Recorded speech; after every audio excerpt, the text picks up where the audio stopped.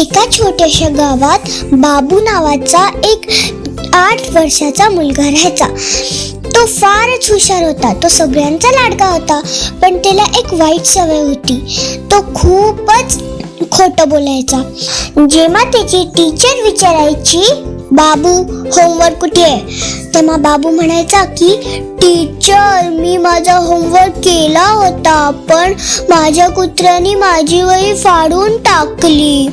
जेव्हा आई म्हणायची की बाबू, तू तुझ्या डब्यातली भाजी का नाही खाल्लीस, तेव्हा बाबू म्हणायचा की आई, मी माझ्या मित्राच्या घरी जेवायला गेलो होतो.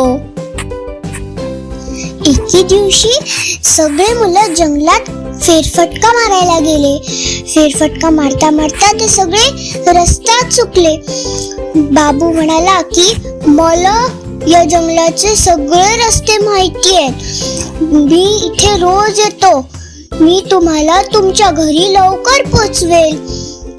बाबूनी त्यांना अजूनच फिरवलं. बाबू हे मान्य करत नव्हता की त्याला जंगलातले रस्ते माहिती नव्हते. मुलांचे पाय दुखायला लागले. बाबू, तू आमच्याशी खोटं बोललास. आजपासून आम्ही तुझ्यावर बिलकुल विश्वास नाही ठेवणार. एक दिवशी गावात गोलू राक्षस आला. गोलू राक्षस खूप चांगला राक्षस होता. तो मुलांना जादूचे खेळ दाखवायचा. आणि हो, जर मुलांनी काही चुका केल्या तर गोलू राक्षस त्यांना शिक्षा पण द्यायचा. एक दिवशी गोलू राक्षस म्हणाला की तुम्ही सगळे मला जंगलात भेटायला या. मी तुम्हाला खूप सारी गंमत दाखवेल. मग सगळे मुलं जंगलात गोलू राक्षसाला भेटायला गेले. गोलू राक्षसाने त्यांना खूप काय गंमत दाखवली. आणि त्यांनी त्याला सगळ्या मुलांना विचारलं की तुम्ही काही खोटं तर नाही बोलत ना. सगळे मुलांनी त्यांच्या चुका कबूल केल्या. काही म्हणाले की आम्ही थोडंफार खोटं बोलतो. काही म्हणाले की आम्ही खूप खोटं बोलतो. पण बाबू गप्प होता. गोलू राक्षस म्हणाला की अरे वा, तू काही खोटं बोलत नाही का, तू गप्प कस काय. बाबू म्हणाला हो, मी बिलकुल खोटं नाही बोलत. मला तर खोटं बोलायला मुळीच नाही आवडत. गोलू राक्षस म्हणाला ठीक आहे, आता तर तुला एक गोड शिक्षा मिळायलाच हवी. गोलू राक्षसाने एक चिमटा बाहेर काढला आणि तो बाबूच्या नाकाला लावला.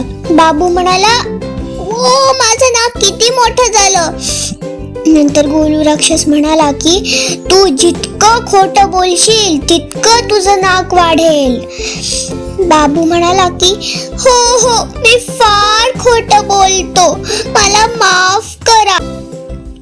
त्या दिवशीपासून बाबूनी त्याचं खोटं बोलणं कायमचं सोडलं. मित्रांनो, तुम्ही जर बाबूसारखं खोटं बोलत असाल तर तुम्हाला पण अशी शिक्षा मिळेल. म्हणून खोटं बोलणं आत्ताच सोडून द्या.